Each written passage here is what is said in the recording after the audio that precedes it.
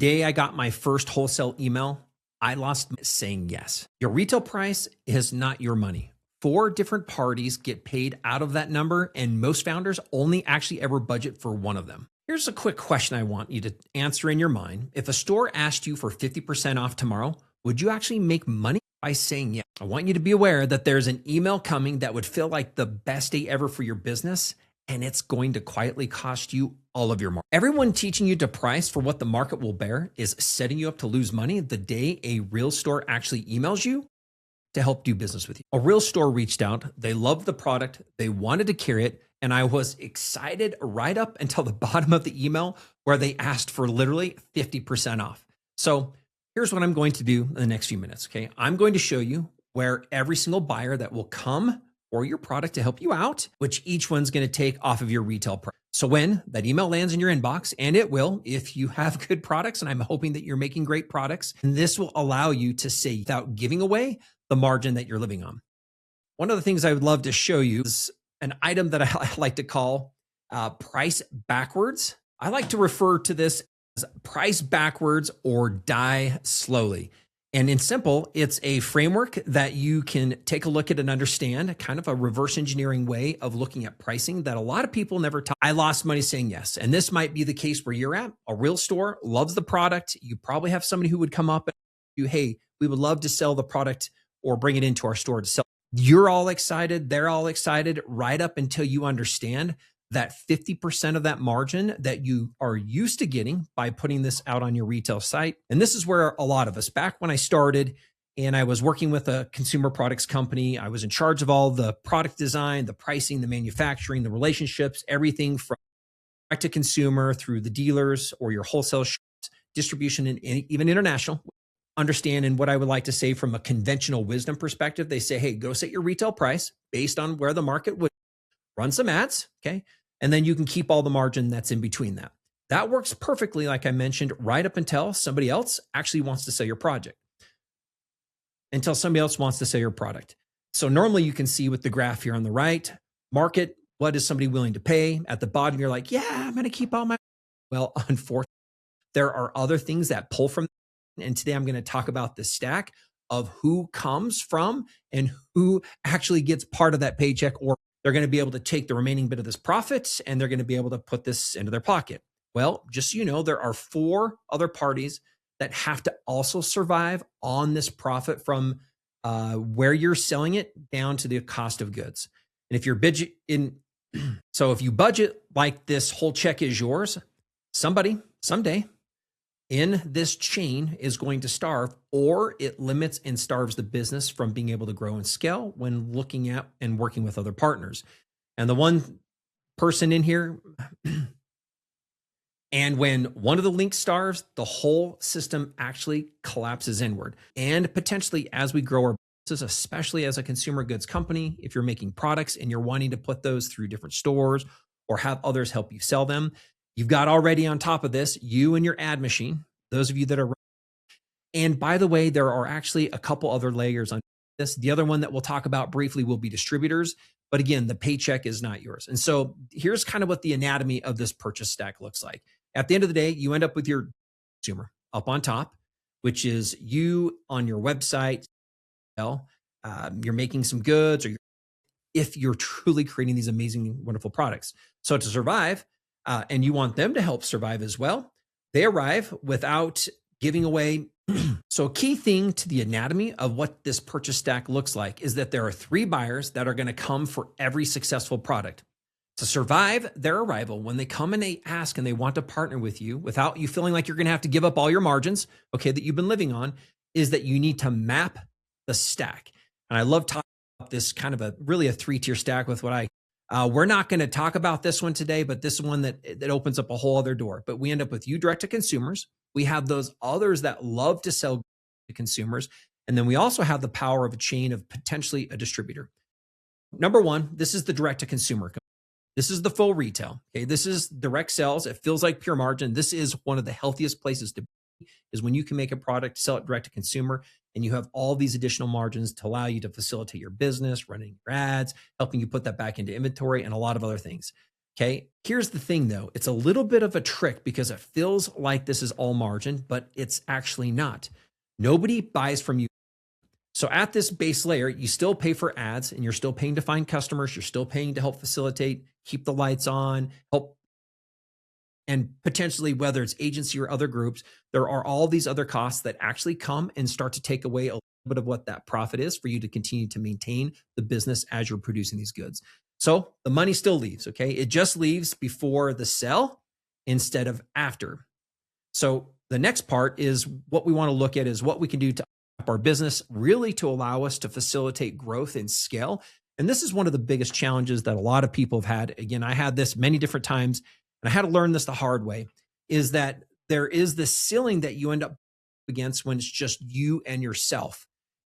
A lot of people don't necessarily warn or talk about this because it's you probably have heard this on different groups that go and try to present or sell a business, whether it's a startup or somebody who's been in business for quite a while, and they're selling through a lot of product. And then the question always is, well, tell me how much it costs you to make this product. Is where there ends up being friction is because out of the gate, you have a great idea, you've got a great product, you have customers that are lining up telling you they want to buy this product, and you're starting to sell through what this is. Then you end up with a handful of other people that want to help come along your journey with you. Well, here's the thing is customers on their own, one, two, three. One of the key things that a lot of individuals don't realize as they're working through and they're producing products and they're selling products is that things kind of come up and they're going to hit a ceiling. That ceiling, a lot of the times, nobody's warned you about this. And this is where your direct consumers often get more excited. The more of them that you're trying to buy, the more of them you're trying to you need to consider other methods or other ways of taking that product and getting it out into the world. So your product needs to kind of what I say, get off the internet and get onto the physical shelf. Now, don't get too caught up because it doesn't mean it's always the physical shelf, but it might need to get onto somebody else's websites or several other people's websites or other partners' websites, other people that want to sell these other partners, these other groups that you're wanting to sell through. Number two, okay, this is what I'm going to call the dealer tier. Other people refer to this as selling it wholesale group that resells it or retailers.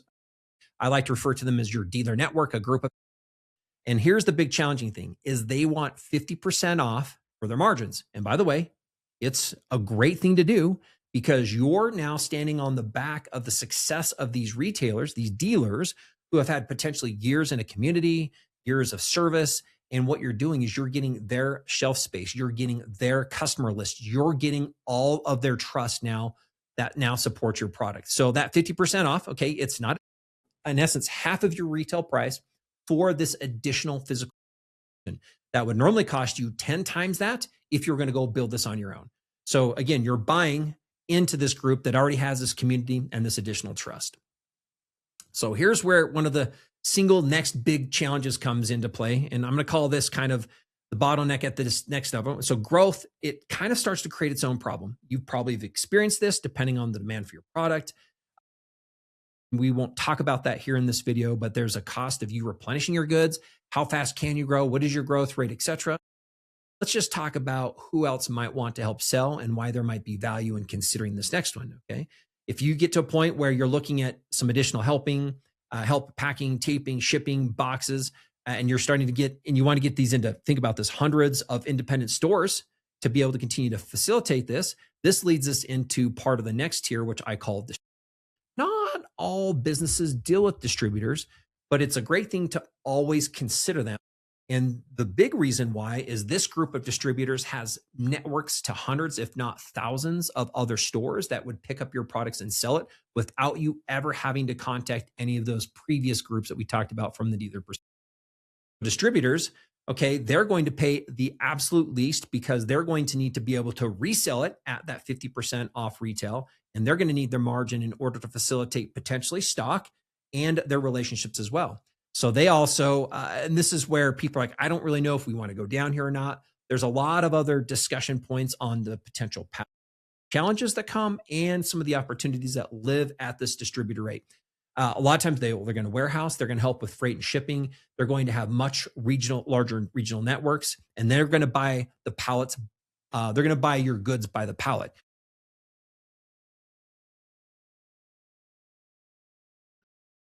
So let's take a look at this really quick. This is the a mapping distribution and some of the trade-offs that lie between the variations of what these are. Where you are, okay, and what the purchasing challenges and or power might be and what margins go away as these different groups come into. So to quickly talk about what we're looking at here, what they pay, your direct consumers are going to pay your full retail price minus promotions or bundlings or other things you've put together. Dealers are going to want 50% off. Distributors, usually, depending on, I have found that most distributors want another 20 to 30% off in order for you to have the ability and have access to their groups as a whole. The invisible costs that come with each single one of these layers, if you're direct to consumer, you're going to have, and you should always plan on part of your advertising and your marketing. And so you end up with some ad spend that helps you kind of start to look at your cost of acquisition. A CAC cost is often what is used here. Your dealers, you're going to have some additional costs, which is your packaging. Sometimes they share that, sometimes they pay that. But again, they're wanting to very cautiously look at their 50% of their margins. And the other one is your distributor. They're going to be the ones that are going to take the majority because they want minus 50, minus again, 20 to 30%. And so what you're actually buying or what you're looking for when you start to understand these three groups is number one is your direct to consumer customer acquisition. Number two is what you're thinking about or getting access to is the power and the trust of these other brands that have been. And in essence, you're getting their shelf space and the trust of now getting your products visibly placed in front of their customers, not your customers, which is amazing when these things start to happen. And the third is you're looking at is where we start to really talk about big volumes, pallets, logistics, and scales, amongst other things that come into play with the distributors. Now, a lot of the time, people at this point want to start talking about Amazon. I haven't talked about Amazon. I've talked about you direct, and I've talked about distributors. We're not going to talk about Amazon. Amazon needs its own video. Amazon needs its own conversation. Does not go in this stack at all. It is not your direct to consumer channel. If you think that it is, you're going to find that margins and the other costs associated with that are not in alignment with what you currently do on your website as you sell direct to consumers. So again, don't want to confuse these two. It is not how brands quietly.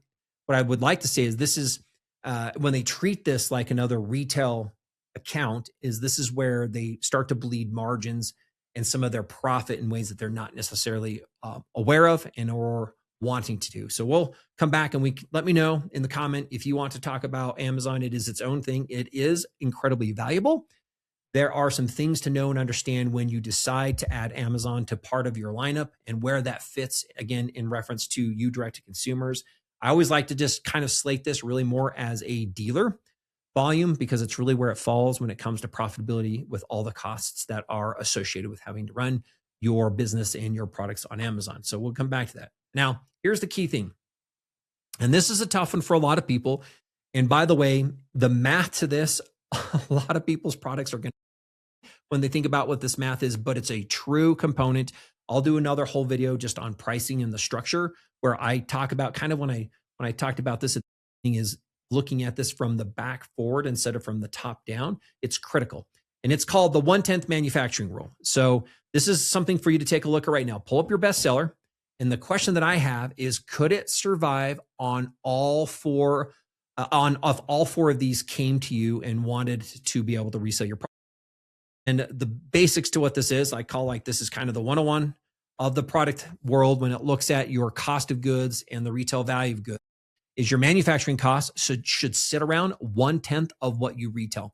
And again, this is a rule of thumb. I've seen businesses that run this at a variation. I always like to say 1 to 10 is much better. A 1 to 7 is acceptable.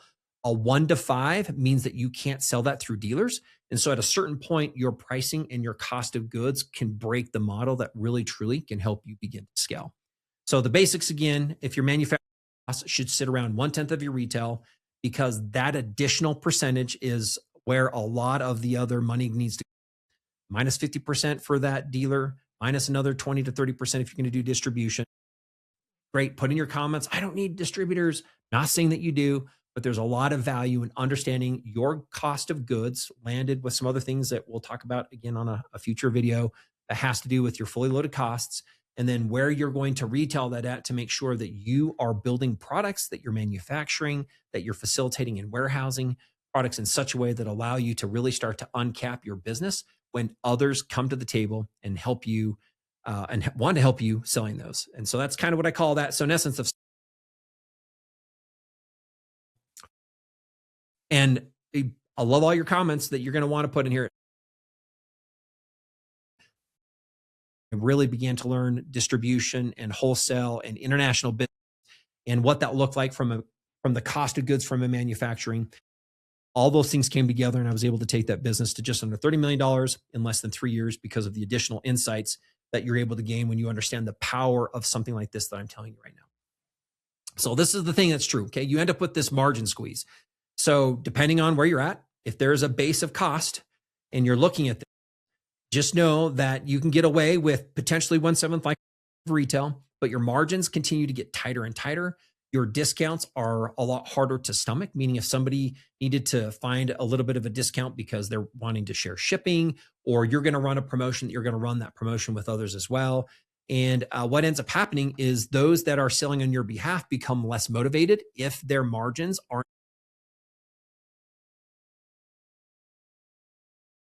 Then what you really end up having, you really land in two places. Either you're going to have to raise prices, or the product might need to be something that you kill.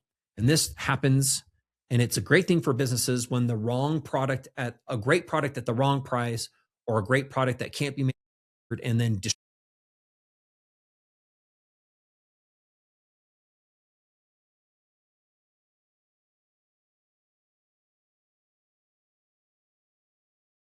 that might be here too.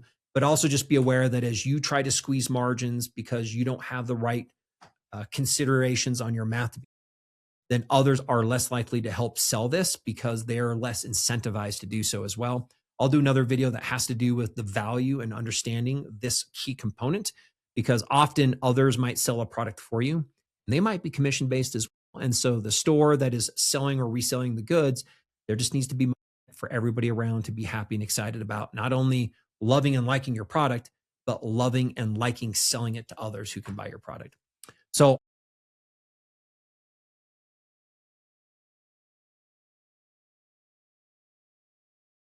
which by the way is a no-go. And if it's 10%, it's a no-go. But at the end, you don't have to feel like you're going to get punched in the gut here, because you've got the right math behind and you've been able to engineer your price again from the landed cost upwards in order to make sure that you've considered all of those potential people that you're going to want to bring into this as you continue to build out your business. Does not necessarily need to be out of the gate with,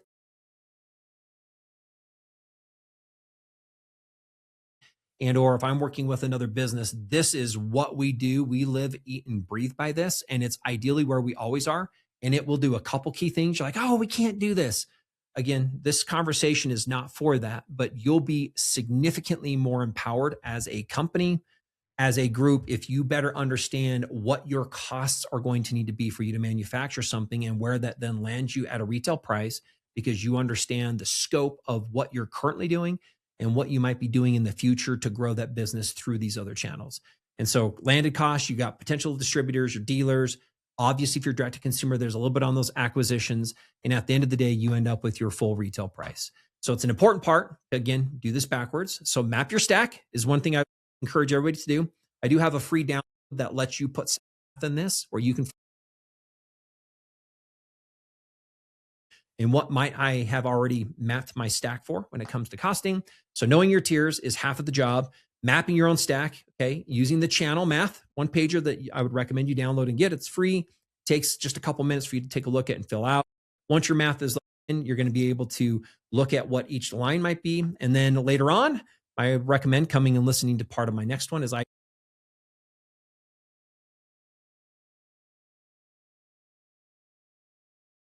So that's what I wanted to share today. I wanted to get your mind on the fact that an email is going to come if you've got great products, if you're doing great things and servicing people amazingly. People are going to want to help be part of your journey. They're going to want to sell those products just as much as they're wanting to consume them. So go ahead, take a look at this, like, subscribe, and follow. We'll have more information coming for those of you in the consumer goods world. And we look forward to helping provide you with insights and inspirations to help you along your journey.